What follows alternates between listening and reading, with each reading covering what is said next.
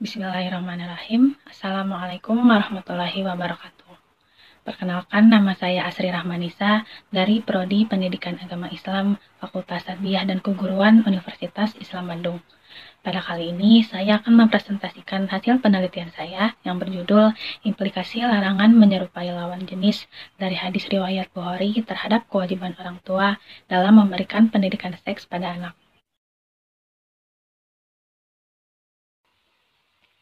Yang pertama saya akan bahas yaitu latar belakang. Allah menciptakan manusia dengan sempurna. Di dalam penciptaannya, Allah menciptakan manusia menjadi dua jenis kelamin, yaitu laki-laki dan perempuan. Baik laki-laki maupun perempuan memiliki ciri-ciri psikis dan biologis yang berbeda. Ciri-ciri tersebut tidak bisa diubah sepanjang masa dan tidak dapat dipertukarkan karena ciri tersebut merupakan sudah menjadi fitrah atau kodrat yang telah Allah tetapkan. Dilihat dari fitrah ini, maka sudah sepatutnya manusia mensyukuri atas semua yang telah Allah tetapkan kepada dirinya. Karena selain Allah memberikan fitrah terhadap manusia, Allah juga telah memberikan tanggung jawab pada manusia itu sendiri. Sebagaimana dalam latar belakang yang telah saya jelaskan tadi, maka siapakah yang berhak mengembalikan fitrah anak sesuai dengan jenis kelaminnya ketika ia dilahirkan? Maka penelitian ini memiliki tujuan. Yang pertama, untuk mengetahui bagaimana pendapat para ahli hadis tentang hadis riwayat Bukhari terkait larangan menyerupai lawan jenis. Yang kedua, untuk mengetahui apa esensi hadis riwayat Bukhari terkait larangan menyerupai lawan jenis.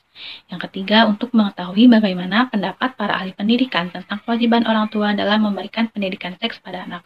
Dan yang keempat, untuk mengetahui bagaimana implikasi dari hadis riwayat Bukhari terkait larangan menyerupai lawan jenis terhadap kewajiban orang tua dalam memberikan pendidikan seks pada anak.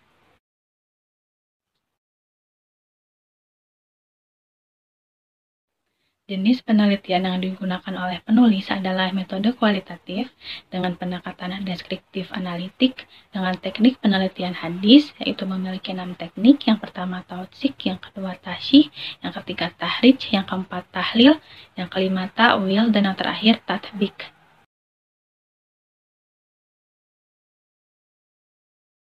Hasil dari penelitian ini menghasilkan esensi dan implikasi. Esensi dan implikasi tersebut merupakan hasil dari pergolakan antara hadis riwayat Bukhari dengan pendapat para ahli pendidikan dan juga pendapat para ahli hadis tentang larangan menyerupai lawan jenis dan bagaimana kewajiban orang tua dalam memberikan pendidikan seks pada anak.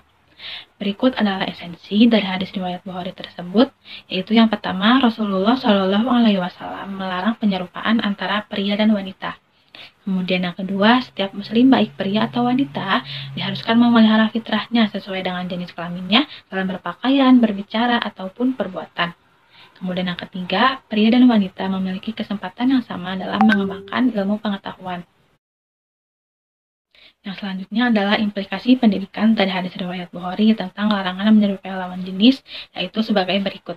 Yang pertama, orang tua berkewajiban memelihara fitrah anak sesuai dengan jenis kelaminnya agar anak terhindar dari penyimpangan seksual.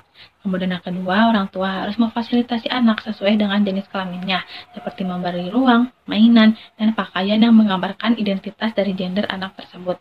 Kemudian yang ketiga, orang tua senantiasa selalu mengawasi dan memperhatikan dengan siapa anaknya bergaul.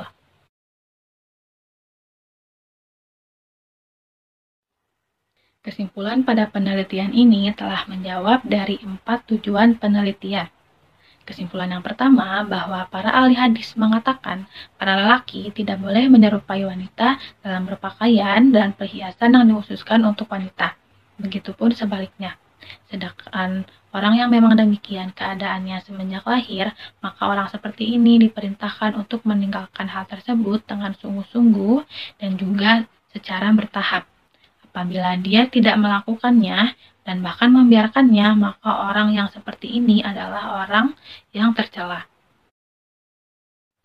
Kemudian yang kedua, esensi dari hadis riwayat Bukhari tentang larangan menyerupai lawan jenis yang sebagaimana telah saya jelaskan tadi di hasil penelitian.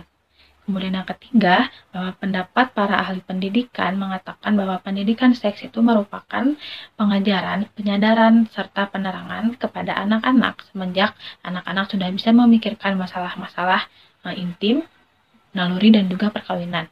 Pendidik ataupun orang tua berupaya membagikan pengetahuan teoritis kepada anak mengenai perubahan-perubahan seks seiring bertambahnya usia anak. Dan yang terakhir adalah kesimpulan implikasi pendidikan dari hadis riwayat Bukhari tentang larangan menyerupai lawan jenis, yang diantaranya sebagai berikut. Orang tua berkewajiban memelihara fitrah anak sesuai dengan jenis kelamin agar anak terhindar dari penyimpangan seksual. Kemudian yang kedua, orang tua harus memfasilitasi anak sesuai dengan jenis kelaminnya, seperti memberi ruang, mainan, dan pakaian yang menggambarkan identitas dari gender anak tersebut. Kemudian yang ketiga, orang tua senantiasa selalu mengawasi dan memperhatikan dengan siapa anaknya bergaul.